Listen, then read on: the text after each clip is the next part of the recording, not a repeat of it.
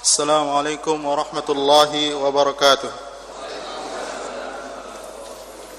Innal hamdalillah nahmaduhu wa nasta'inuhu wa nastaghfiruh wa na'udzu billahi min shururi anfusina wa sayyiati a'malina. Man yahdihillahu fala mudilla lahu wa man yudlil fala hadiya lahu. Wa ashhadu an la ilaha illallah wahdahu la sharika lahu. وأشهد أن محمدا عبده ورسوله يا أيها الذين آمنوا اتقوا الله حق تقاته ولا تموتن إلا وأنتم مسلمون يا أيها الناس اتقوا ربكم الذي خلقكم من نفس واحدة وخلق منها زوجها وبث منهما رجالا كثيرا ونساء واتقوا الله الذي تساءلون به والأرحام إن الله كان عليكم رقيبا يا أيها الذين آمنوا اتقوا الله وقولوا قولا سديدا يصلح لكم أعمالكم ويغفر لكم ذنوبكم ومن يطع الله ورسوله فقد فاز فوزا عظيما أما بعد فإن أصدق الحديث كتاب الله وخير الهدي هدي محمد صلى الله عليه وسلم وشر الأمور محدثاتها وكل محدثة بدعة وكل بدعة ضلالة وكل ضلالة في النار. Hadirin peserta daurah yang saya hormati, pada kesempatan ini insyaallah kita akan membahas materi tentang qawaid memahami sunnah Rasulullah sallallahu alaihi wasallam, dan saya akan menyebutkan beberapa kaidah dan mungkin kita akan membahas tentang masalah tersebut, yaitu yang berkaitan dengan kaidah-kaidah penting atau hal-hal yang penting bagi kita kaum muslimin di dalam memahami sunnah Rasulullah sallallahu alaihi wasallam dengan benar.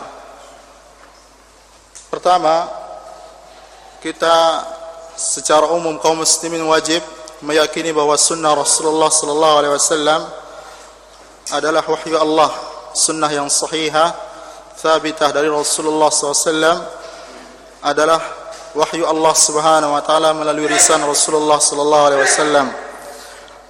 Dan wajib kita meyakini dan mengimani bahwa sunnah Rasulullah sallallahu alaihi wasallam adalah masdar, rujukan bagi kita kaum muslimin di dalam memahami syariat Allah Subhanahu wa taala setelah Al-Qur'anul Karim.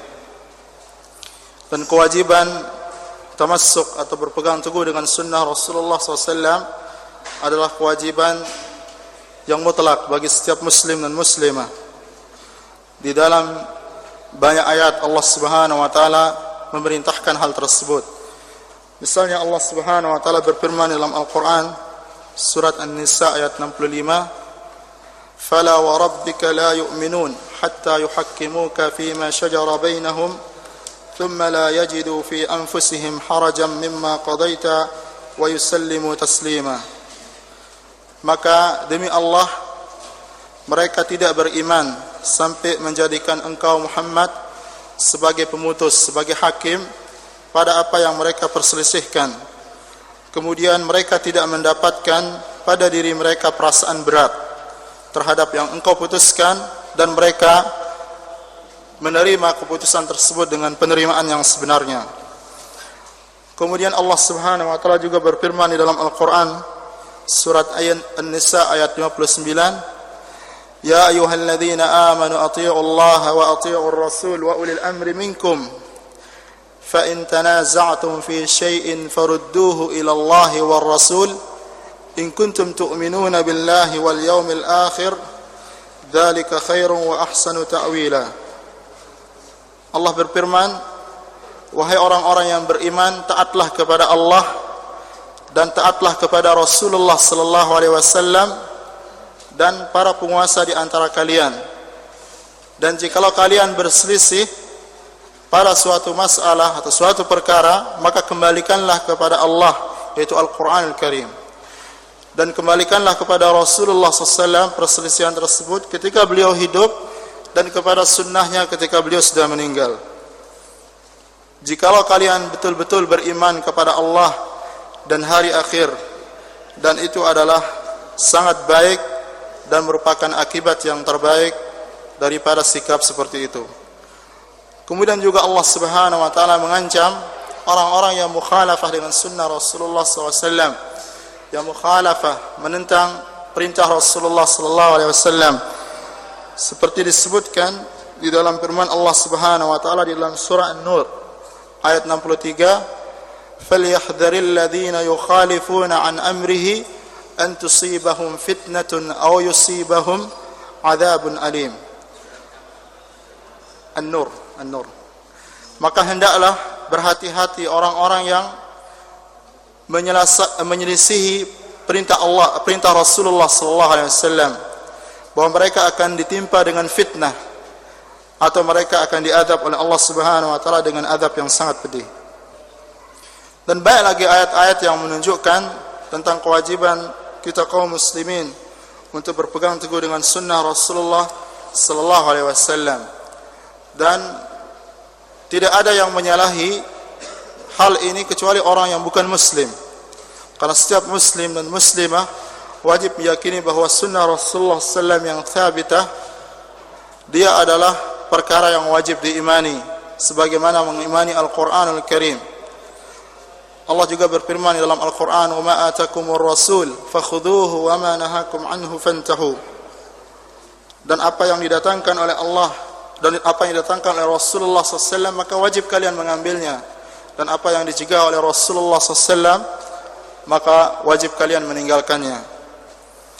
Kemudian di dalam memahami sunnah Rasulullah SAW, ada dua hal yang penting kalau seseorang memahami sunnah Rasulullah SAW yang harus dia lihat sebelum dia berdalil dengan sunnah tersebut dan sebelum dia menjadikannya sebagai sandaran untuk amal dan i'tiqad. Yang pertama adalah tentang subutnya hadis itu.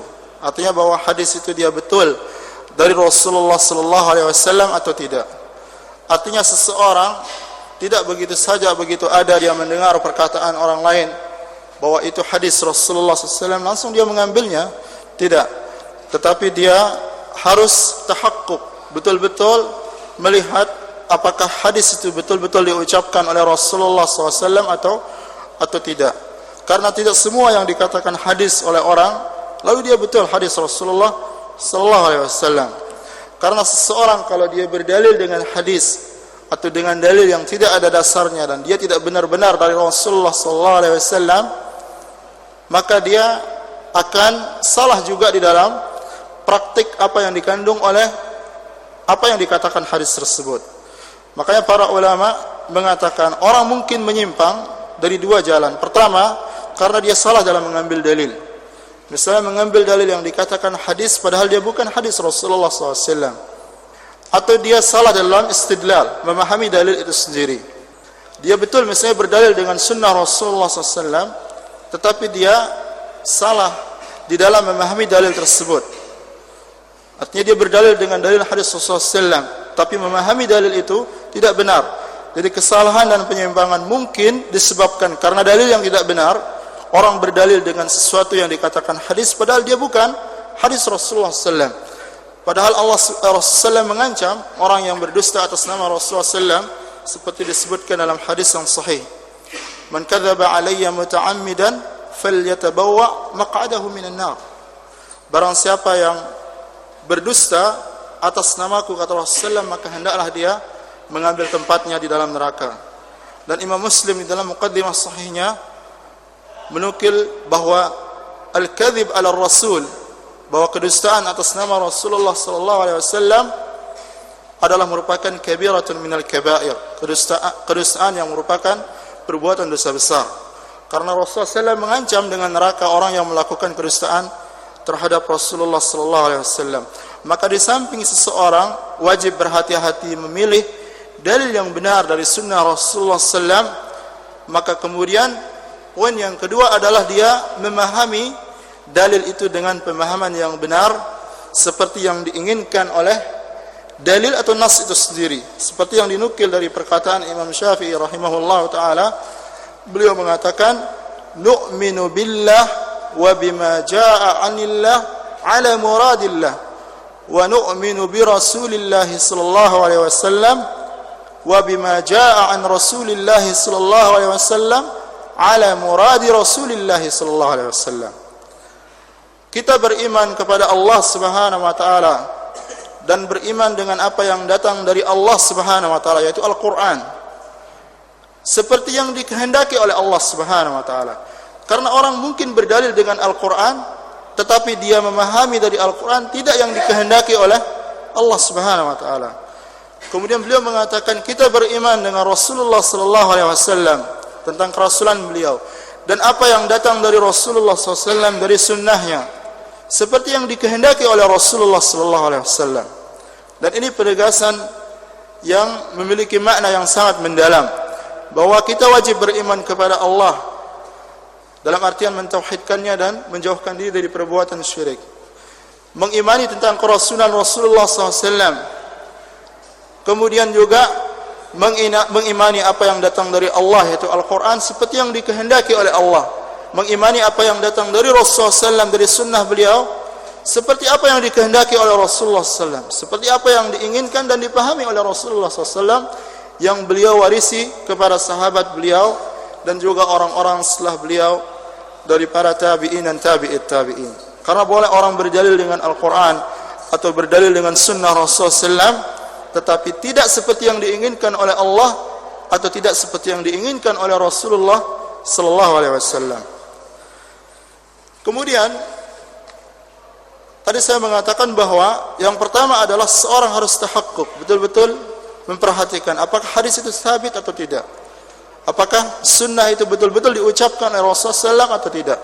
Karena pernah seorang sahabat Rasulullah SAW, seperti yang dinukil oleh Imam Muslim dalam muqaddimahnya, pernah ada seorang sahabat begitu dibacakan hadis Rasulullah SAW, ketika ada seorang mengatakan qala Rasulullah sallallahu alaihi wasallam, ketika zaman fitnah di zaman Uthman bin Affan, lalu sahabat itu berpaling, tidak mau mendengar perkataan orang tersebut, sampai orang yang mengucapkan qala Rasulullah SAW itu mengatakan, kenapa anda berpaling ketika saya mengucapkan bahwa ini perkataan Rasulullah SAW? Sahabat ini mengatakan, kunna idza sami'na rajulan yaqulu qala Rasulullah sallallahu alaihi wasallam ibtadarat ilaihi a'yununa wa adhanuna falamma raqiba an-nas as-sa'ba wadh-dhulul. Dalam riwayat lain dikatakan falamma raqiba an-nas al-fitnah qulna lahum sammu lana rijalakum in kanu min ahli as-sunnah qabilnah wa in kanu min ahli al-bid'ah lam naqbal. Beliau mengatakan sahabat ini ketika dikatakan, kenapa kamu berpaling? Kenapa anda berpaling ketika saya mengatakan ini perkataan Rasulullah SAW? Kata beliau, dulu kalau kita mendengar ada seorang mengatakan qala Rasulullah SAW, Rasulullah SAW bersabda, maka telinga dan mata kami awas, ingin mendengar apa yang diucapkan oleh orang tersebut dan apa yang dia nukil dari Rasulullah SAW. Tetapi manakala manusia ditimpa dengan fitnah, banyaknya syubhat, banyaknya kadzib, kedustaan orang yang menukil, maka kami mengatakan samulana rijalakum, sebutkan siapa yang menukil berita atau hadis tersebut. Kalau mereka ahlus sunnah, orang-orang yang bisa dipercaya, maka kami menerima. Kalau mereka ahlul bidah, orang-orang yang tidak bisa dipercaya kecuali dengan syarat yang diberikan oleh ulama ahlus sunnah, maka kami tidak menerimanya. Jadi ini menunjukkan at-taharri, kehati-hatian para sahabat Rasulullah. Maka kita ketika mau memasukkan atau sebelum memasukkan apa yang kita pahami dari suatu dalil atau nas, maka wajib kita menyeleksi, terutama yang berkaitan dengan sunnah Rasulullah, apakah dia betul itu dari sunnah Rasulullah SAW. Karena para ulama banyak misalnya mengumpulkan hadis-hadis yang berkaitan dengan hadis-hadis palsu, hadis-hadis maudhu' yang didustakan atas nama Rasulullah sallallahu alaihi wasallam, agar jangan kita berdalil dengan sesuatu yang dia tidak ada dasarnya dari sunnah Rasulullah, dan itu akan kita bahas nanti. Di antaranya misalnya apa yang ditulis oleh Imam Ibnul Jauzi rahimahullah taala dalam kitab beliau Al-Mawdu'at, yang berisi kumpulan hadis-hadis maudhu'. Kemudian apa yang ditulis oleh Imam As-Suyuti dalam kitab beliau Al-La'ali Al-Masnu'ah fil Ahadits Al-Mawdu'ah, yaitu tentang kumpulan hadis-hadis palsu yang dipalsukan oleh manusia atas nama Rasulullah SAW. Kemudian juga ada kitabnya Imam Asy-Syaukani Al-Fawaid Al-Majmu'ah fil Ahadits Al-Mawdu'ah, yaitu hadis yang berkaitan juga dengan hadis-hadis palsu. Jadi setelah itu kemudian kita memahami, setelah kita benar bahwa ini hadis Rasulullah, maka kemudian kita memahami dengan kaidah yang kita akan sebutkan beberapa kaidah tersebut, walaupun tidak semua, tetapi dia secara umum masuk dalam kaidah memahami sunnah Rasulullah sallallahu alaihi wasallam dengan benar setelah kita tahakkuk, artinya betul-betul yakin bahwa itu sunnah Rasulullah sallallahu alaihi wasallam. Karena Rasulullah SAW mengancam dalam sebuah hadis tentang kedustaan yang terjadi di akhir zaman, termasuk zaman-zaman sebelumnya, bahwa orang menukil hadis Rasulullah sallallahu alaihi wasallam atau menukil tentang beliau yang tidak ada dasarnya dari sunnah Rasulullah sallallahu atau dari ucapan Rasulullah sallallahu alaihi wasallam.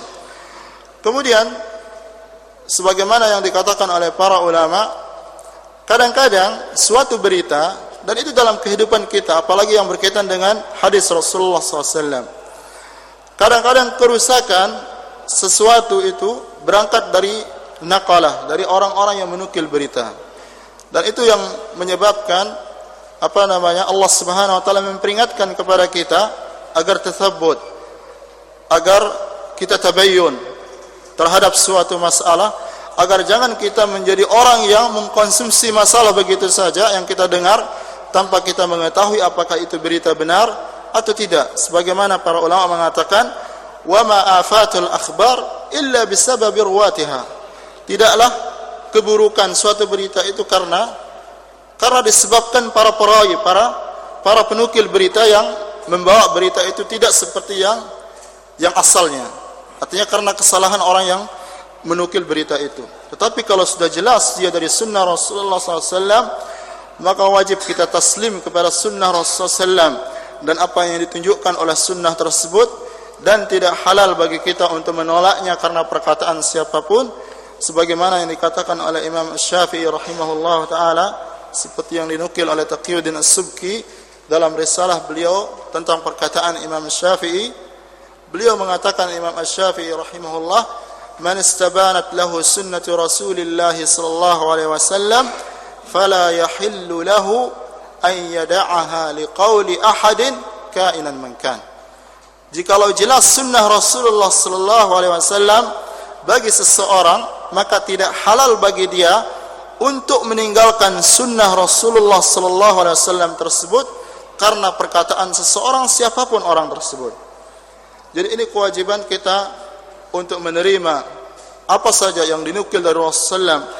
Karena sunnah secara umum seperti yang diistilahkan oleh para ulama hadis, mereka mengatakan as-sunnatu ma nukila 'anil nabi sallallahu alaihi wasallam min qaulin aw fi'lin aw taqririn aw sifatin khalqiyatin aw khuluqiyatin.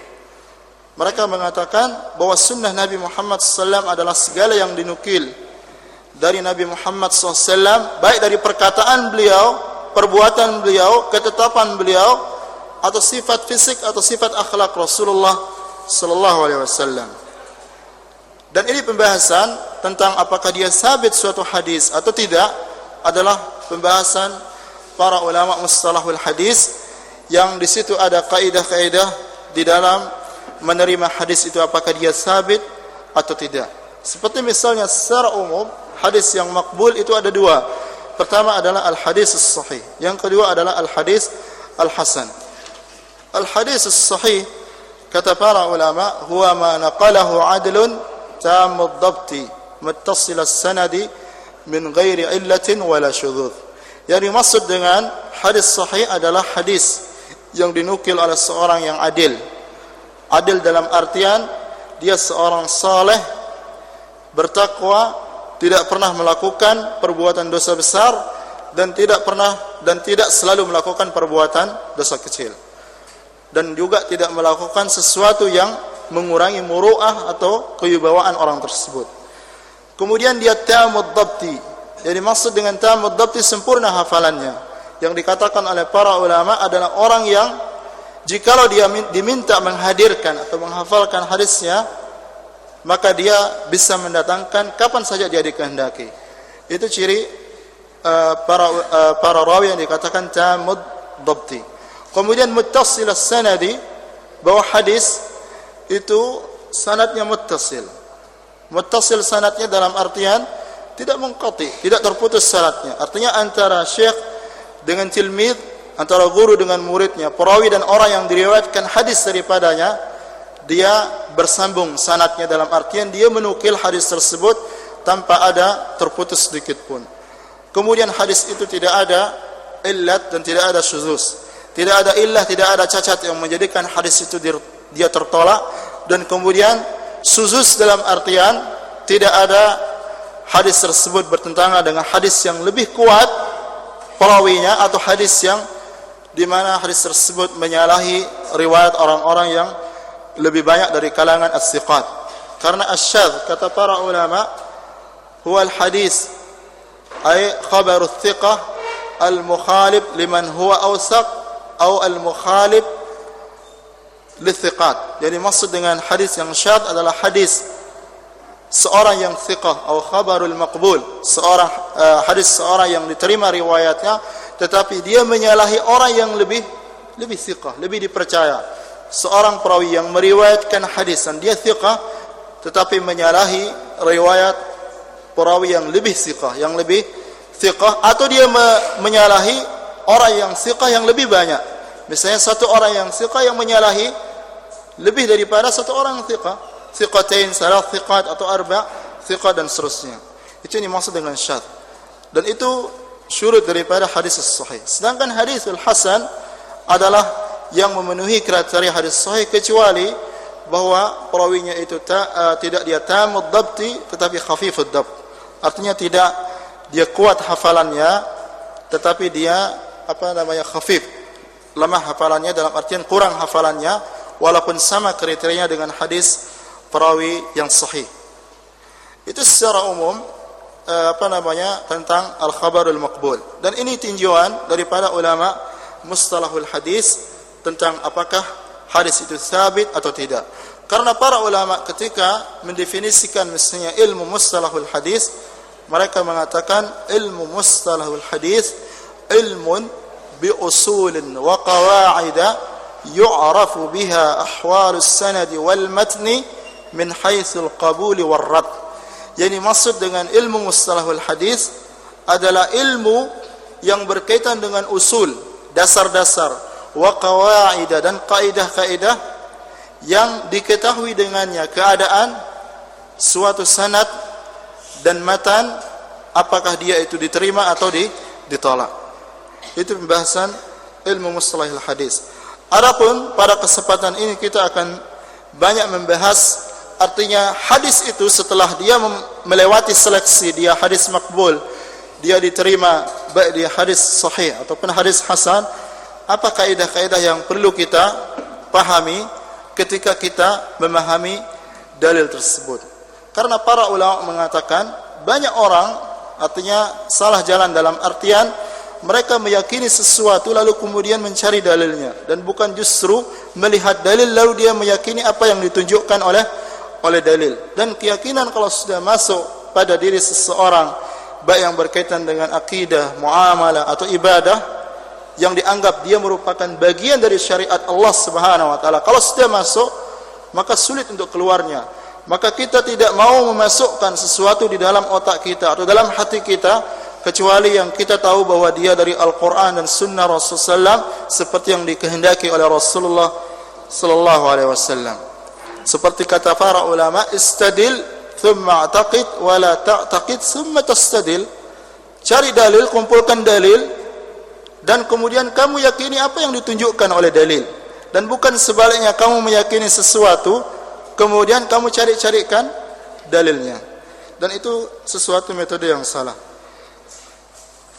Yang pertama yang berkaitan dengan kaidah sunnah atau kaidah-kaidah yang penting yang berkaitan dengan hadis Rasulullah sallallahu alaihi wasallam, bahwa kita wajib memahami bahwa memahami sunnah Rasulullah sallam dengan dengan dia berdasarkan kepada Al-Qur'an. dalam artian kita memahami sunnah Rasulullah SAW atau sunnah beliau dengan tuntunan Al-Quran. Dalam artian bahwa apa yang kita pahami dari sunnah Rasulullah SAW juga tanpa kita lepaskan diri dengan ayat-ayat Al-Quran. Karena Al-Quran dan sunnah Rasulullah SAW mustahil dia terjadi ta'arud. Artinya mustahil terjadi pertentangan antara Al-Quran dan sunnah Rasulullah SAW. Karena keduanya adalah wahyu Allah Subhanahu Wa Taala. Maka kalau terjadi pertentangan di antara keduanya, maka boleh jadi Al-Quran itu sendiri ketika bertentangan dengan sunnah Rasulullah SAW, sunnahnya itu misalnya tidak sabit. Artinya apa yang dikatakan, artinya Al-Quran pasti dia hak. Amma sunnah Rasulullah SAW, karena ada sunnah yang dikatakan sunnah Nabi, dia bukan sunnah Nabi. Misalnya hadis palsu atau hadis yang tidak bisa dijadikan hujjah, seperti hadis dhaif misalnya, tidak bisa dijadikan hujjah. Maka kalau dia mu'aradah dengan Al-Quran, maka jelas boleh jadi dia sesuatu yang tidak sabit dari Rasulullah SAW. Artinya bukan dia sunnah Nabi Muhammad SAW. Atau boleh jadi, dan itu yang kebanyakan, pemahaman orang ini yang tidak benar, artinya yang tidak sehat. Karena para ulama, jangankan dengan sunnah Rasulullah dengan Al-Quran, nas secara keseluruhan, baik Al-Quran atau sunnah Rasulullah SAW, mustahil dia bertentangan dengan akal sehat orang. Kalau dia betul-betul akal itu sehat dan diteliti secara objektif. Karena kalau terjadi, makanya para ulama mengatakan la ta'aruda bainan naqlis sahih wal aqlis sarih.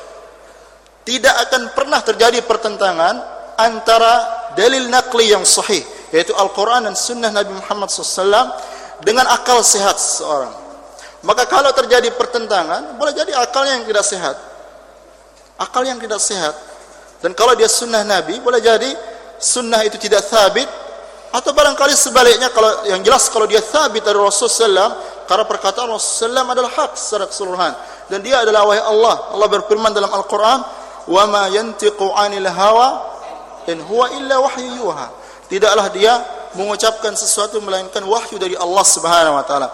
Maka sunnah Rasulullah SAW adalah wahyu Allah kalau dia sabit. Kalau terjadi misalnya ada orang yang mengatakan bahwa ini tidak masuk akal saya, kalau dia betul-betul sunnah itu adalah sunnah yang sabitah dari Rasulullah SAW, maka wajib kita mengatakan akal orang ini tidak sehat, bukan sunnahnya. Tetapi mungkin orang untuk meneliti kemudian mengatakan bahwa barangkali hadisnya dhaif, tidak bisa dijadikan hujjah, atau dalilnya misalnya maudhu, hadis palsu dan sebagainya. Maka salah satu misalnya ciri yang diberikan oleh para ulama tentang hadis maudhu, tentang hadis palsu adalah dia tidak masuk akal. Walaupun itu bukan sesuatu yang mutlak, artinya ciri yang mutlak. Karena tidak semua yang ada di dalam syariat Allah dijangkau oleh akal manusia. Karena kalau semua syariat Allah Subhanahu Wa Taala atau semua hukum yang berkaitan dengan syariat Allah harus dia melalui proses apakah dia masuk akal sehat atau tidak, maka tidak ada faedah iman. Tidak ada faedah iman. Karena justru banyak dalam syariat Allah Subhanahu Wa Taala, apalagi yang berkaitan dengan i'tiqad atau ibadah, tidak terjangkau oleh akal manusia. Dan di situ faedah iman yang ada pada diri seseorang, keimanan terhadap apa yang dia dengar dari Al-Quran dan Sunnah Rasulullah Sallallahu Alaihi Wasallam. Jadi kaidah yang pertama adalah memahami Sunnah Rasulullah dengan tuntunan Al-Quran. Jadi kita memahami Sunnah Rasulullah harus diselaraskan dengan apa yang ada di dalam Al-Quran. Dan dicontohkan oleh para ulama misalnya bahwa apa yang terjadi misalnya perbedaan di antara para ulama. Satu contoh misalnya sesuatu yang mukhalafah dengan Al-Quranul Karim, dan dia hadis yang dinisbahkan kepada Rasulullah SAW, tetapi dia hadis yang palsu. Misalnya kisah tentang hadis Gharanik.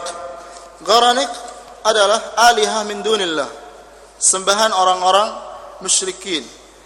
Disebutkan di dalam sebuah hadis yang dia para ulama menghukumkan hadisnya hadis palsu. Ketika Allah Subhanahu Wa Taala berfirman dalam surah An-Najm ayat 19, "Afara'aitumul Lata wal Uzza wa Manata ats-tsalitsata al-ukhra." Maka apakah patut kamu hai orang-orang musyrik menganggap Al-Lata dan Uzza dan Manat yang ketiga, sampai akhir ayat.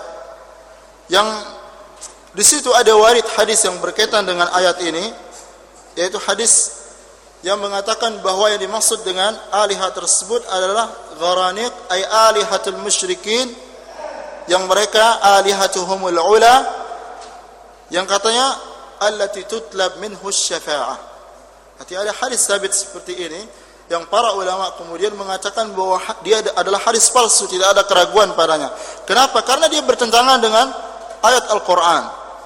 Artinya Rasulullah SAW mustahil menafsirkan bahwa yang dimaksud dengan ayat ini adalah alihah kaum musyrikin yang bisa dijadikan sebagai syafaat atau wasa'id, sebagai perantara antara dia dengan Allah Subhanahu wa taala.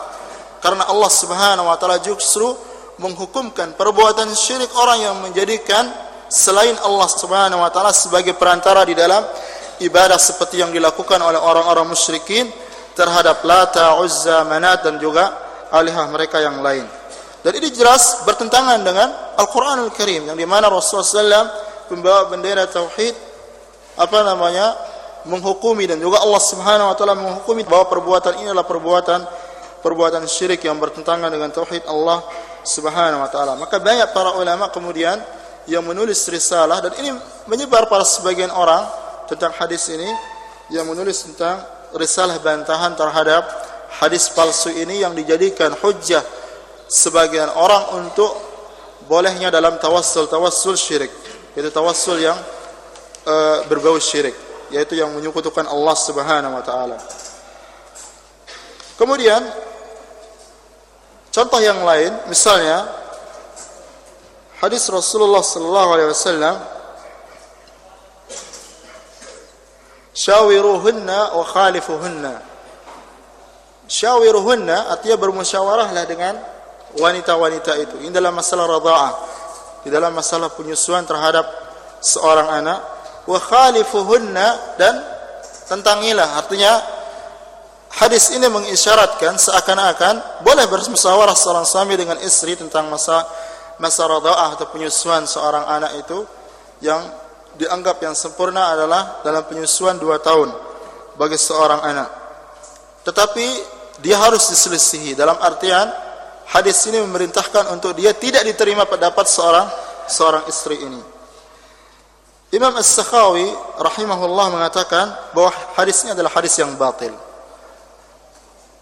baik sanadan atau matnan. Dari segi matan dia batil. Pertama, dia bertentangan dengan Al-Quran Al-Karim. Allah Subhanahu wa taala berfirman dalam surah Al-Baqarah ayat 233, "Fa in arada fisalan an taradhim minhuma wa tashawurin fala junaha 'alaihima." Dan jikalau keduanya, maksudnya suami istri itu, menginginkan untuk menyapih anaknya atau bayinya dengan ada keridhaan dari keduanya dan juga setelah musyawarah, maka tidak ada dosa, dalam artian tidak apa-apa dia menyapih. Artinya bergantung kepada sebab. Nah, hadis tersebut menyatakan musyawarahlah dengan istri kalian dan selisih apa yang dia katakan. Artinya menyalahi nas Al-Quranul Karim. Dan ini mustahil terjadi pada hadis Rasulullah sallallahu alaihi wasallam untuk kemudian dia menyalahi apa yang datang dari Al-Quranul Karim. Kemudian contoh yang ketiga yang diberikan oleh para ulama yang berkaitan dengan masalah ini, misalnya khilaf para ulama yang berkaitan dengan masalah zakat tanaman. Sebagian para ulama mengatakan bahwa, dan saya nukil pembahasan ini sebelum saya lebih lanjut, yaitu dari buku kecil apa yang ditulis oleh seorang dosen guru besar di Universitas Islam Madinah, yaitu Dr. Anis bin Tahir Al-Indonesi. Dia seorang keturunan Indonesia, tapi sekarang dia warga negara Saudi, tetapi tidak bisa bahasa Indonesia. Jadi beliau seorang alim, dosen di Universitas Islam Madinah Fakultas Hadits. Beliau menulis risalah ini yang berkaitan dengan kaidah-kaidah penting yang wajib setiap kita untuk kita pahami di dalam memahami sunnah Rasulullah SAW dengan benar. Beliau mengambil satu contoh yang lain yang berkaitan harus selaras antara Al-Quran dan sunnah Rasulullah SAW. Dalam artian di dalam memahami sunnah Rasulullah SAW harus dengan tuntunan Al-Quran. Beliau mengambil satu contoh, walaupun contoh ini yaitu yang berkaitan dengan zakat tanaman, di mana sebagian ulama berpendapat bahwa kewajiban zakat pada tanaman itu adalah pada tanaman tertentu, dalam artian sesuatu yang dia makanan pokok mengenyangkan dan dia makil, dalam artian dia bisa ditimbang. Tetapi sebagian para ulama, dan ini yang dipegang oleh Imam Abu Hanifah, artinya imam atau jumhur ulama mengatakan dia pada beberapa makanan tertentu, artinya tanaman tertentu yang wajib dizakatkan. Artinya tidak semua yang tumbuh di bumi itu wajib dizakatkan.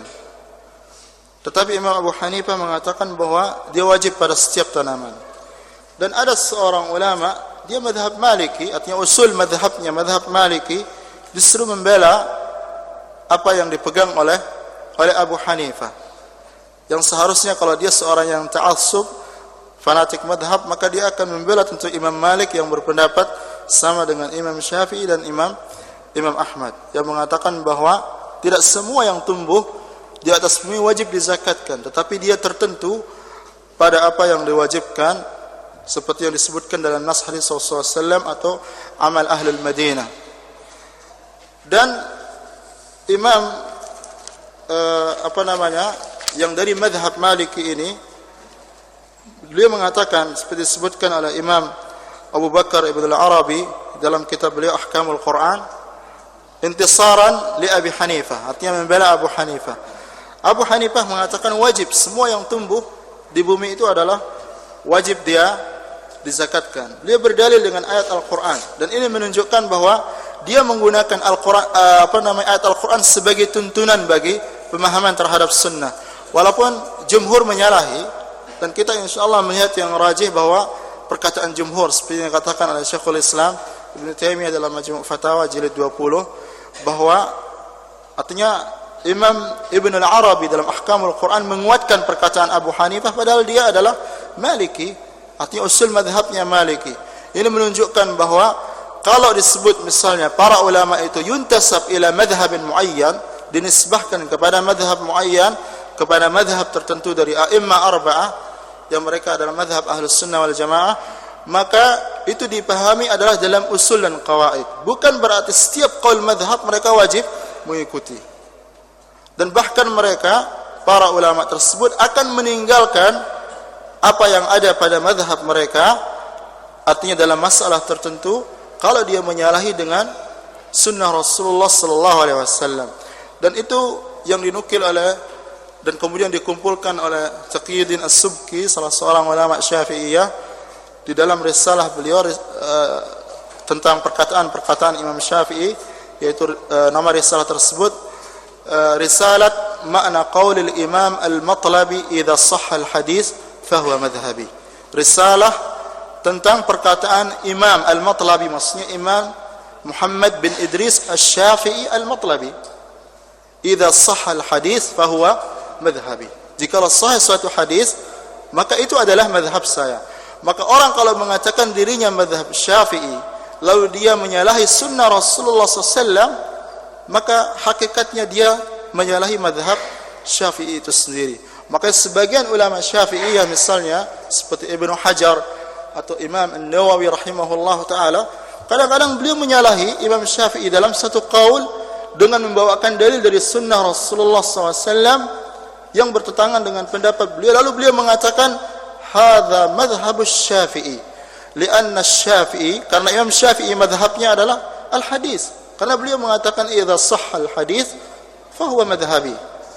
Jadi kalau orang objektif, bahwa orang yang ittiba' kepada sunnah Rasulullah SAW hum al-muttabi' lil a'immah wasy-Syafi'i haqqan.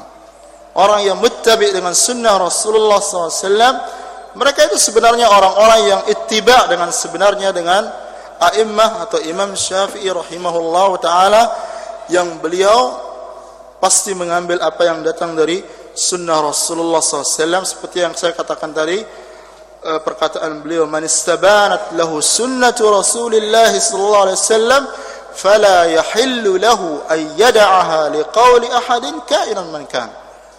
Jikalau jelas sunnah Rasulullah SAW bagi seseorang, maka tidak halal bagi dia, artinya haram bagi dia untuk meninggalkan sunnah tersebut karena perkataan seseorang yang lain, siapapun orang tersebut. Artinya tidak boleh orang kemudian menyalahi apa yang datang dari sunnah Rasulullah. Yang dijadikan sandaran, saya kembali kepada pokok masalah, yang kemudian Ibn al-Arabi al-Maliki di dalam kitab beliau Ahkamul Quran, tafsir Ahkamul Quran, di mana dia intisar membela pendapat Imam Abu Hanifah padahal dia Hanafi, seperti kebanyakan orang akan mengatakan. Beliau berdalil dengan apa yang dari Al-Quran Al-Karim, yaitu perkataan Imam Abu Hanifah bahwa wajib zakat itu pada semua yang tumbuh di atas bumi. Ini sekedar misal saja, bukan kita ingin tawassuk dalam masalah itu. Yaitu firman Allah Subhanahu wa taala dalam surah Al-An'am ayat 141. Allah berfirman, "Wa huwal ladzi ansha'a jannatin ma'rushatin wa ghayra ma'rushatin wan nakhla waz zar'a mukhtalifan ukuluhu waz zaitun war rumman mutashabihan wa ghayra mutashabih kulu min thamarihi idza asmara wa atu haqqahu yawma hasadih." Allah berfirman, dan dialah Allah Subhanahu wa taala yang menjadikan kebun-kebun yang berjunjung dan yang tidak, pohon korma, tanaman-tanaman yang bermacam-macam buahnya, zaitun, delima, dan yang serupa bentuk dan warnanya yang tidak sama rasanya. Makanlah dari buahnya yang bermacam-macam itu bila dia berbuah, dan tunaikanlah haknya, maksudnya zakatnya, di hari memetik hasilnya. Di sini kan disebutkan tanaman secara keseluruhan, zaitun, delima. Padahal delima tidak ada orang yang mengatakan dari jumhur bahwa dia adalah sesuatu yang wajib dizakatkan. Dan kemudian dia juga berdalil dengan keumuman hadis Rasulullah sallallahu alaihi wasallam seperti yang diriwayatkan oleh Imam Bukhari, fi ma saqatis sama' al-ushr, pada apa yang dicurahkan hujan, maksudnya tanaman yang curah hujan, maka dia wajib mengeluarkan 1/10 dari zakatnya. Di sini kata-kata ma mausul am, sesuatu yang umum. Berarti semua yang tumbuh di bumi adalah wajib dizakatkan kalau dia tak ada hujan, yaitu al-ushr. Ini dalil ulama ini. Tetapi Syekhul Islam Ibn Taimiyah lebih menguatkan perkataan jumhur seperti yang beliau sebutkan di dalam Majmu' Fatawa juz ke-20 halaman 303-305. Artinya membela justru apa yang diambil oleh Imam Syafi'i, Imam Ahmad dan Imam Malik, bahwa tertentu pada tanaman tertentu kewajiban zakat tersebut. Dan antum bisa rujuk pembahasan ini. Ini sekedar satu contoh yang berkaitan dengan masalah tersebut. Artinya Imam Ibn al-Arabi al-Maliki, yang dia Malikiyul madhab dalam usul beliau, tetapi tidak dia menjadikan intisab kepada madhab tersebut untuk kemudian dia ta'assub. Karena para ulama mengatakan boleh orang itu belajar menurut usul dan qawaid madhab tertentu, bisa dari kecil dia belajar madhab tertentu, tetapi yang tidak diperbolehkan adalah ta'assub dalam madhab. Artinya fanatik buta dalam madhab. Hatta bagaimanapun Quran dan Sunnah Rasulullah menyalahi pendapatnya, kemudian dia tolak.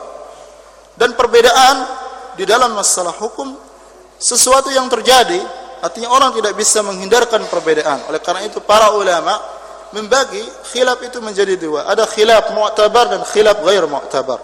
Perbedaan yang boleh dan perbedaan yang tidak boleh. Atau mereka kadang-kadang mengatakan al-khilaf alladhi yasughu fihi al-khilaf wal khilaf alladhi la yasughu fihi al-khilaf. Perbedaan yang tidak boleh orang berbeda dan perbedaan yang orang boleh di situ berbeda.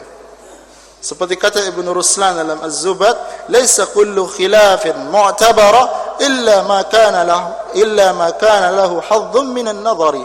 Tidak semua perbedaan atau khilaf itu dianggap, kecuali yang memiliki nilai khilaf, dalam artian di situ ada dalil yang menunjukkannya, dan khilaf itu mu'tabar, bukan khilaf yang marjuh, yang lemah, atau khilaf itu tidak bisa dianggap sama sekali. Kemudian yang kedua yang berkaitan dengan kaidah ini, setelah artinya wajib kita memahami sunnah Rasulullah dengan tuntunan Al-Quran, yaitu mengumpulkan hadis-hadis yang satu bab dan pembahasan pada satu tempat. Artinya kita kalau ingin memahami yang berkaitan dengan suatu masalah, baik itu hukum atau yang lainnya, maka kita harus mengumpulkan semua dalil yang berkaitan dengan masalah tersebut. Maka orang tidak boleh baru dia mengetahui satu hadis Rasulullah SAW, lalu dia kemudian berhujjah begitu saja dengan dalil itu dan beramal dengannya secara mutlak tanpa kemudian dia merujuk semua yang berkaitan dengan semua hadis yang berkaitan dengan masalah tersebut. Dan ini kita mungkin isti'anah dengan melihat apa yang ditulis oleh para ulama yang berkaitan dengan masalah hadis-hadis atau yang berkaitan dengan misalnya ahaditsul ahkam, hadis-hadis yang berkaitan dengan hukum-hukum.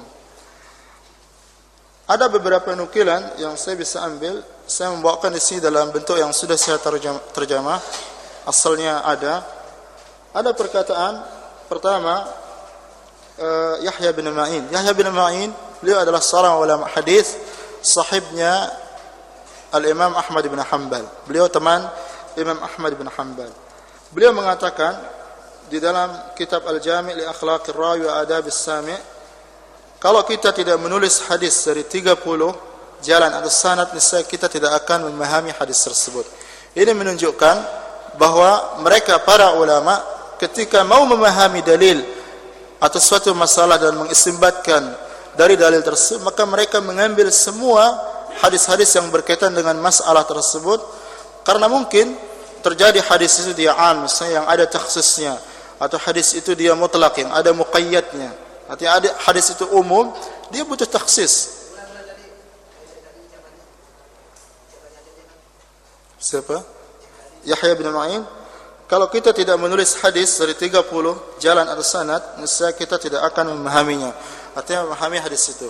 Artinya tidak mungkin seorang dengan hanya memahami hadis atau satu hadis, lalu kemudian dia bisa istinbat dan berdalil dengan hadis tersebut.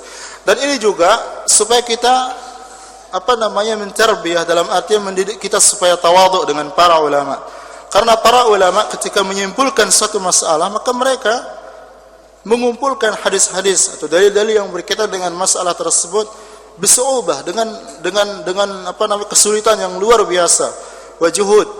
Karena banyak orang yang sekarang kita dengar, sebagian orang dia mengatakan bahwa dia bisa berdalil dengan Al-Quran dan Sunnah secara langsung dan tidak butuh kepada kitab para ulama. Dan ini adalah merupakan kibr, pertama kesombongan, takabbur. Karena para ulama sendiri yang mereka a'immah tidak akan pernah melepaskan diri daripada kitab para ulama. Oleh karena itu juga tidak bisa orang dia tajarru, dalam artian berani kemudian mengambil ayat Al-Quran dan Sunnah Rasulullah SAW lalu begitu saja dia berdalil dengannya tanpa merujuk kepada para ulama.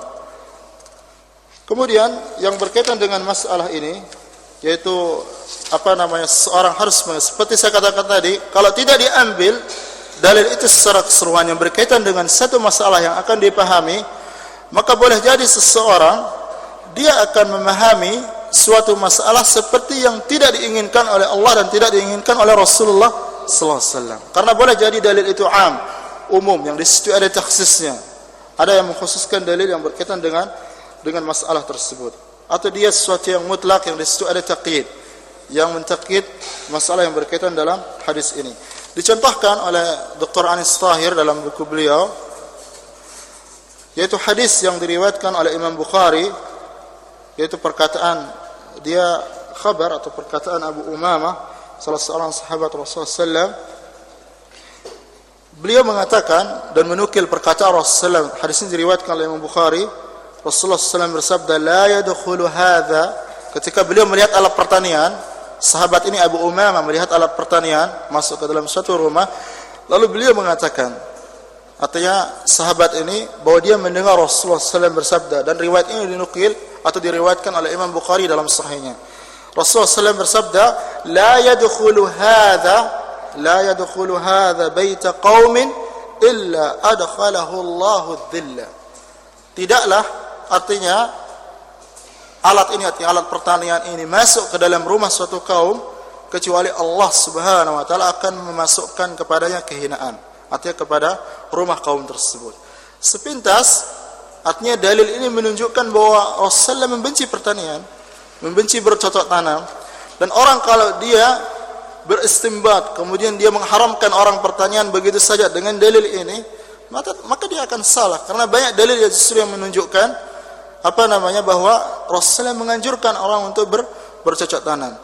Dan oleh karena itu kita harus pahami, walaupun hadis ini adalah hadis sahih, apa yang dimaksud dengan nas Rasulullah sallallahu alaihi wasallam ini. Jadi zahir hadis ini seakan-akan mencegah dan melarang orang untuk melakukan, artinya bercocok tanam atau bertani. Padahal Rasulullah SAW dalam riwayat Bukhari dan Muslim mengatakan dalam hadis beliau, dan ini kemudian yang ditawjih oleh Imam Ibn Hajar Al-Asqalani ketika membahas tentang hadis ini di Fathul Bari Syarah Sahih Al-Bukhari, tentang apa yang dimaksud dengan hadis ini. Karena boleh jadi orang, karena misalnya dia seorang yang mau hidup dalam zuhud misalnya, begitu mengambil hadis ini, berarti orang yang memasukkan alat pertanian ke dalam rumahnya, maka dia akan dihinakan oleh Allah Subhanahu wa taala secara mutlak seperti itu. Padahal tidak yang diinginkan seperti itu. Maka nanti kita akan menukil taujih atau apa yang dimaksud dari hadis ini seperti yang dikatakan oleh Ibnu Hajar dalam Fathul Bari. Rasulullah SAW mengatakan bersabda dalam hadis yang diriwayatkan oleh Imam Bukhari dan Muslim tentang anjuran bercocok tanam. Rasulullah SAW bersabda, "Ma min muslimin yaghrisu gharsan aw yazra'u zar'an faya'kulu minhu tayrun aw insanun aw bahimatun illa kana lahu sadaqah." Tidaklah seorang muslim yang dia menanam suatu tanaman atau dia menabur suatu benih, kemudian makan dari hasil tanamannya itu burung, atau misalnya seorang manusia yang ada hajah tentunya, dan itu ada bab khusus tentang masalah itu, kemudian atau hewan dari tanaman tersebut, kecuali itu sedekah bagi orang yang menanamnya. Dan hadis jelas dia kontroversi dengan hadis yang pertama. Nah, maka di situ dibutuhkan taujih para ulama. Maka tidak bisa orang dengan membawa hadis yang pertama tadi, lalu kemudian dia dengan diayah bahwa dia ingin zuhud dan ini adalah kehidupan zuhud, lalu dia melarang dan mengharamkan orang untuk bertani. Dia berdalil ini dari Sahih Bukhari, mungkin saja. Tetapi karena dia tidak memahami hadis yang lain yang berkaitan dengan bab atau masalah tersebut, sehingga dia keluar dari masalah yang diinginkan oleh Allah dan yang diinginkan oleh Rasulullah sallallahu alaihi wasallam. Dan ada lagi riwayat yang lain yang lebih jelas yang menunjukkan tentang masalah ini adalah hadis yang sahih yang diriwayatkan oleh Imam Ahmad. Rasulullah SAW mengatakan, ini menunjukkan hirs terhadap al-khair tentang masalah bercocok tanam. Rasulullah bersabda, "Idza qamat ala ahadikumul qiyamah wa fi yadihi fasilatun falyaghrisha." Jikalau salah seorang kalian bertemu dengan hari kiamat, artinya menjelang hari kiamat, ketika kiamat akan ditegakkan, maka kemudian di tangannya itu ada benih, maka dia segera menanamnya. Ini menunjukkan perintah Rasulullah SAW yang jelas bertentangan dengan hadis yang pertama tadi. Maka Ibnu Hajar Al-Asqalani, dan ini pentingnya merujuk kepada syuruhul ulama, artinya yang berkaitan dengan hadis Rasulullah sallallahu alaihi wasallam. Karena terutama di zaman kita ini, kalau para ulama dulu sedikit mungkin kutubnya, tetapi mereka memahami apa yang diinginkan oleh Allah, apa yang diinginkan oleh Rasulullah sallallahu alaihi wasallam. Tapi kita manakala ba'id atau jauhnya pemahaman kita dari yang diinginkan oleh Allah dan Rasulullah, maka kita lebih banyak butuh kepada keterangan para ulama yang menunjukkan tentang dalalah atau apa yang dikandung oleh Quran dan Sunnah Rasulullah SAW. Saya mengatakan tadi, Ibnu Hajar memberikan taujih tentang hadis ini, bahwa yang dimaksud dengan hadis ini, kata beliau seperti di Fathul Bari juz kelima halaman 5 tentang pembahasan hadis ini, bahwa Imam Bukhari beliau mengatakan hal-hal yang diperingatkan dari akibat-akibat jelek karena sibuk dengan alat pertanian atau melampaui batas dari yang diperintahkan. Atau Imam Bukhari sendiri mengisyaratkan dalam bab yang menunjukkan fikih beliau, karena fikihnya Imam Bukhari dalam Sahih Bukhari pada bab itu sendiri. Oleh karena itu para ulama hadis mengatakan fiqhul Bukhari, bahwa fiqh Imam Bukhari itu terdapat di dalam bab-bab yang ada pada Sahih Al-Jami', artinya pada Sahih Bukhari itu sendiri. Beliau mengatakan, Ibnu Hajar dan Imam Bukhari telah memberikan isyarat dengan judul hadis tersebut, yaitu cara menjamak. Artinya seseorang kalau dia menemukan dua hadis yang tampak kontroversi, maka tidak boleh dia begitu saja kemudian mengatakan bahwa hadis ini bertentangan satu dengan yang lainnya. Karena banyak orang yang datang di zaman sekarang ini kemudian untuk membingungkan umat dia dan menjauhkan orang dari sunnah Rasulullah SAW dengan mempertentangkan antara satu sunnah dengan sunnah yang lainnya. Karena sesuatu itu kadang bukan berasal dari dalil, artinya kesalahan itu bukan dari dalil, tetapi kesalahan itu semata dari pemahaman yang saqim, pemahaman yang jelek dari seseorang itu sendiri untuk menolak hadis Rasulullah sallallahu alaihi wasallam. Artinya makanya di dalam turuk istinbat para ulama kalau terjadi khilaf, ta'arud, idza ta'arada al-khabaran al-maqbulan, itu ada 3 atau 4 turuk yang dipakai oleh para ulama. Artinya kalau terjadi ta'arud, pertentangan antara khabar maqbul, antara hadis-hadis Rasulullah yang diterima misalnya dia sahih atau hadis-hadisnya hasan, lalu terjadi secara zahir pertentangan, maka harus dilakukan 3 hal. Kalau seorang itu tidak bisa menjamak, langkah yang pertama adalah dia jamak, menjamak antara satu hadis dengan hadis yang lain yang zahirnya ada ta'arud. Karena mustahil terjadi pertentangan antara satu nas yang sahih dengan nas sahih yang lain yang sabit dari Rasulullah sallallahu alaihi wasallam. Karena Allah mengatakan walau kana min 'indi ghairillah lawajadu fihi ikhtilafan katsiran. Kalau bukan dia dari Allah Subhanahu wa taala, maka mereka akan pasti mendapatkan pertentangan yang banyak. Kemudian Ibnu Hajar mengatakan, dan Imam Bukhari telah memberikan isyarat dengan judul hadis tersebut, cara menjamak atau menyatukan antara hadis Abu Umamah dan hadis yang telah lewat tentang keutamaan bertani dan bertanam. Artinya hadis pertama yang diriwayatkan oleh Abu Umamah seolah-olah mencela pertanian, tapi hadis selanjutnya kemudian memerintahkan, justru bahkan di situ ada keutamaan sedekah bagi orang yang menanamnya kalau dia dimakan oleh manusia, oleh burung atau yang lainnya. Dan ini dijamak oleh Imam Ibnu Hajar. Kalau seseorang itu disibukkan dengan pertanian dari kewajiban, itu yang dilarang oleh syariat. Dan yang mengisyaratkan hal tersebut secara jelas apa yang diriwayatkan oleh Imam Ahmad, Imam Abu Daud, dan hadisnya hadis sahih. Rasulullah sallallahu alaihi wasallam mengatakan dalam sebuah hadis, "Idza tabaya'tum bil 'ainah wa akhadhtum adnab al-baqar wa raditum biz-zar' wa taraktumul jihad sallallahu alaikum dhullan la yanzi'uhu hatta tarji'u ila dinikum." Jikalau kalian bertransaksi dengan inah. Inah ini salah satu jenis muamalah dalam riba, yaitu sesuatu disifatkan oleh sebagian ulama adalah orang yang misalnya berhutang suatu barang yang dia jual kepada orang itu dengan taksid, dalam artian dengan jual kredit atau bertempo, lalu kemudian dia langsung membelinya dengan harga yang lebih murah, ya, lebih murah secara kontan. Artinya hutang orang itu, artinya dia melakukan 2 akad dalam satu transaksi, dan ini termasuk nau'un min anwa'ir riba, termasuk perbuatan riba. Jadi dia memberikan misalnya kredit dalam jual beli tersebut terhadap barang yang dia inginkan, lalu dia kembali menjual dengan harga yang lebih murah dengan kontan.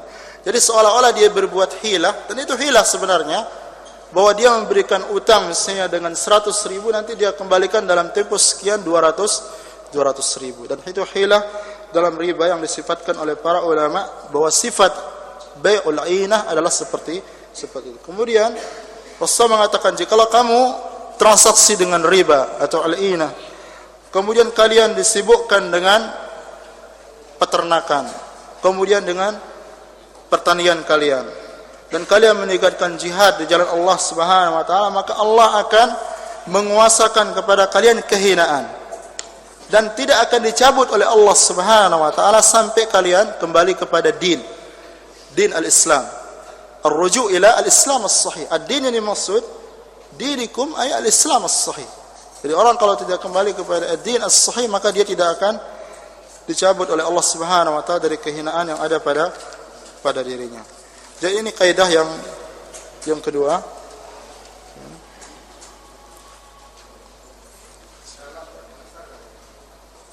Kemudian kaidah yang ketiga yang terpenting yang berkaitan dengan sunnah Rasulullah SAW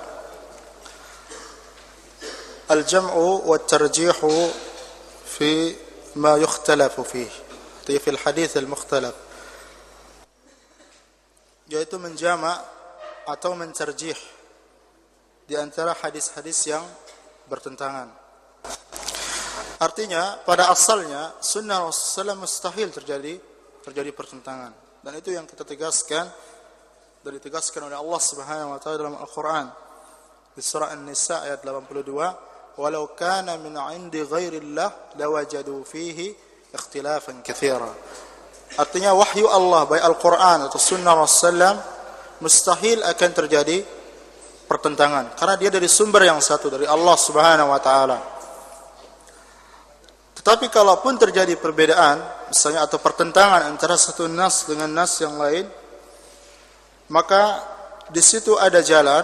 Maka yang saya sebutkan tadi, kalau idza ta'arada al-khabaran al-maqbulan, kalau terjadi ta'arud, pertentangan antara dua khabar yang maqbul, yang diterima, misalnya kedua-duanya hadis yang sahih dan kedua-duanya misalnya dia hasan, misalnya sama-sama memiliki derajat yang kekuatannya dalam nilai hadis, maka pertama yang harus dilakukan adalah dijama'. Menjama' artinya berusaha mengkonfirmasikan antara dua hadis itu, karena boleh jadi yang satunya am dan yang satunya khas, yang satunya ada mutlaq, ada muqayyad, dan selanjutnya. Itu langkah yang pertama, al-jam' baina ad-dalilain al-muta'aridain.